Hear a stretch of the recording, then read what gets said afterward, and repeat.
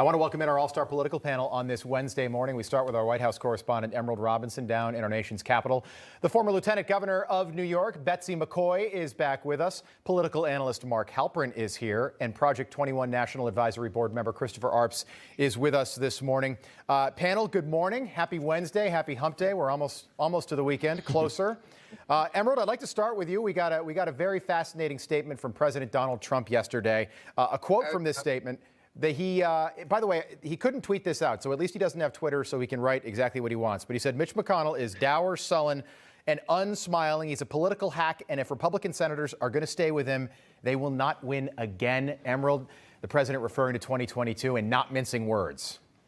Yeah, not at all. I mean, he came out swinging at McConnell, which was expected that he would do. But it was funny. I'd written a column earlier in the day before that letter came out for the Newsmax magazine, and I talked about McConnell. And this was a much harsher way of saying it, but it was interesting that letter came out because a lot of people are questioning the political quote unquote genius of Mitch McConnell after his statements over the weekend and how harshly he's went against President Trump, considering where the voters are.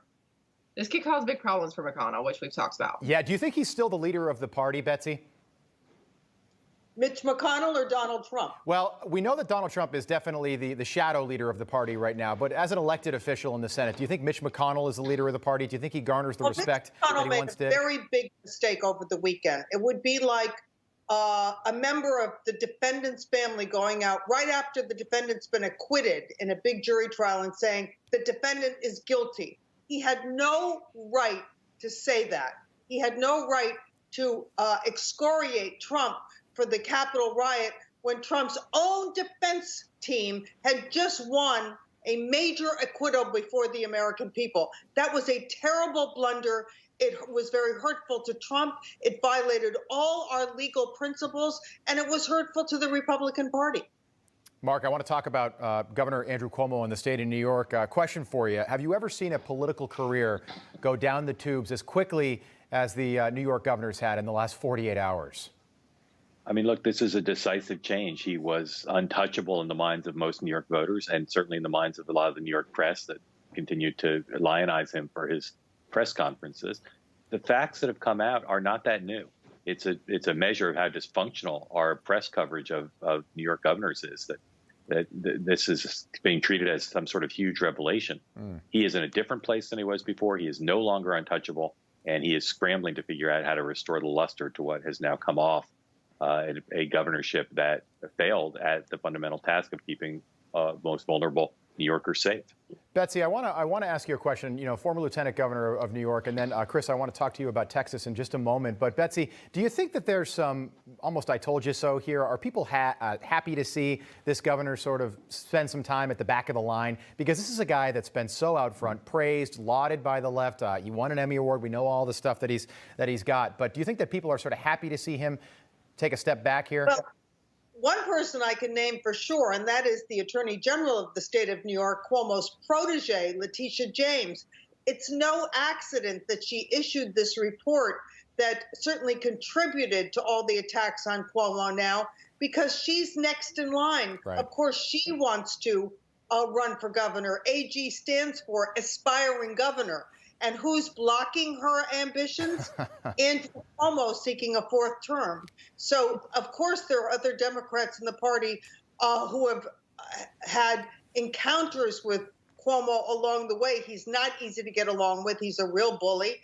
And they're probably glad to see him taking a few hits himself. Oh, this is a guy that said, who cares? 15,000 elderly people died in nursing homes, and his response in late January was, who cares?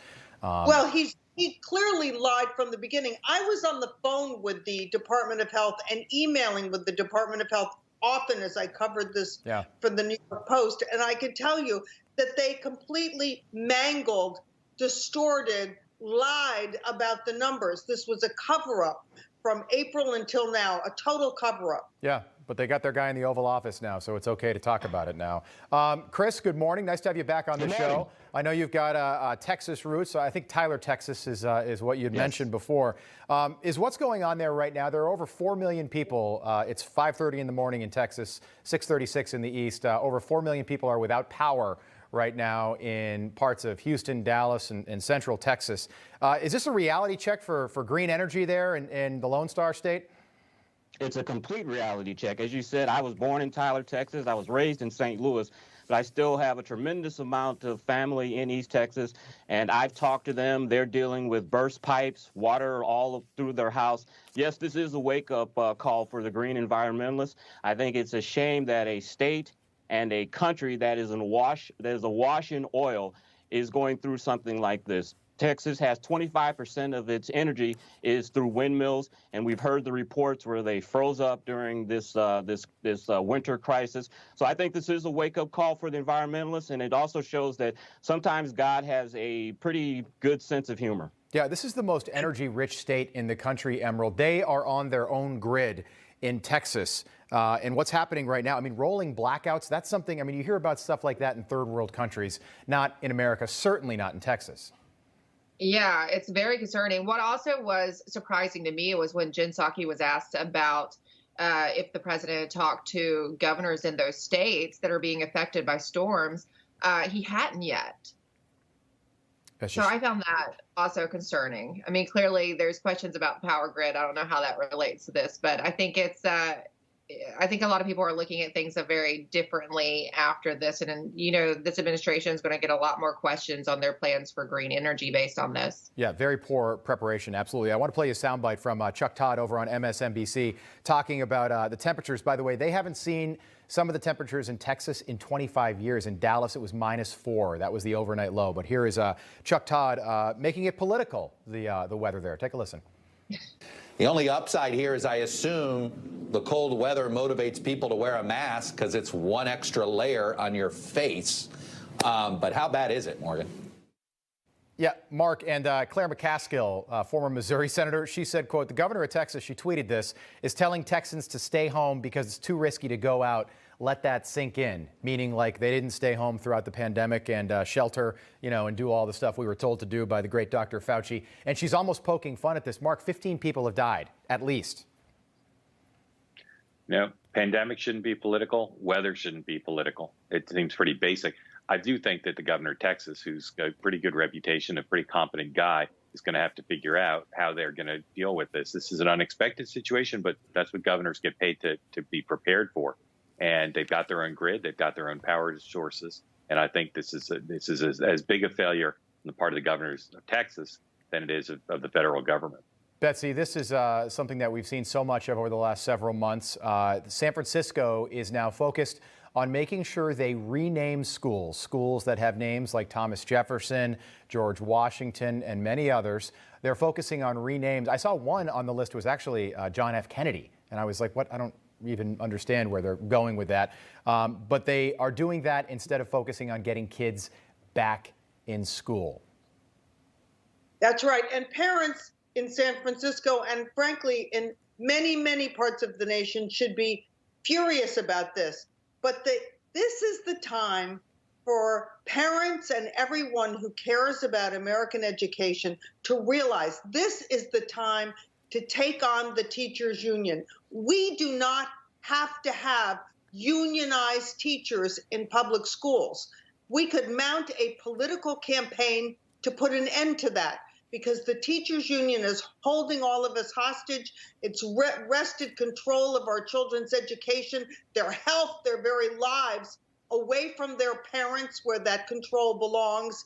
And it's time for people to stand up and say, enough with the power of teachers unions. We should be electing school boards, mayors, and governors on a platform to eliminate unionized public education. Betsy, let me play a soundbite from, hold on one second, Emerald. I just want to play a soundbite. This is Anderson Cooper talking with our president about reopening schools. Take a listen. Let me ask you, your administration had set a goal to open the majority of schools in your first 100 days. You're now saying that means those schools may only be open for at least one day a week. No, that's not true. That's what was reported. That's not true. It was a mistake in the communication. Emerald, that is true. That's what his press secretary said. I don't understand. That is exactly the truth. That's exactly what was reported by his press secretary on February 9th. when she said in the briefing room that that was the goal, to get 50% of schools open 1 day a week. And now, they're trying to walk that back. But to what Betsy was saying about holding teachers' unions accountable and combating them, I will say the parents are getting an education through all of this with having to help their kids at home. My kids aren't in school yet, but a lot of my friends have been really surprised with their children in public schools and exactly what the curriculum is and what their children are being taught.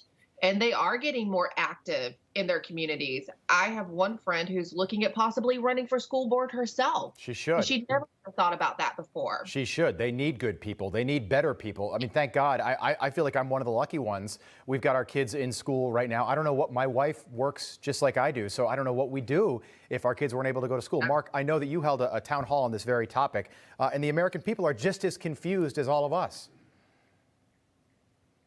There's obviously lots of responsibility for this, but it comes down to it. Until the teachers' unions change their posture, too many kids are not going to go back to school. And frankly, listening to what Joe Biden said yesterday was a clarification.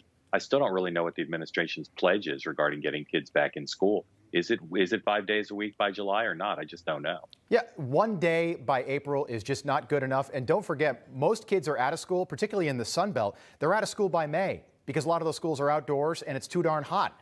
So, April doesn't do much for working parents and families that need their kids to go back to school. By that point, it'll be 13 months and counting. Panel, thank you so much. Great as always. Look forward to having you back at the top of the hour. We'll see you soon.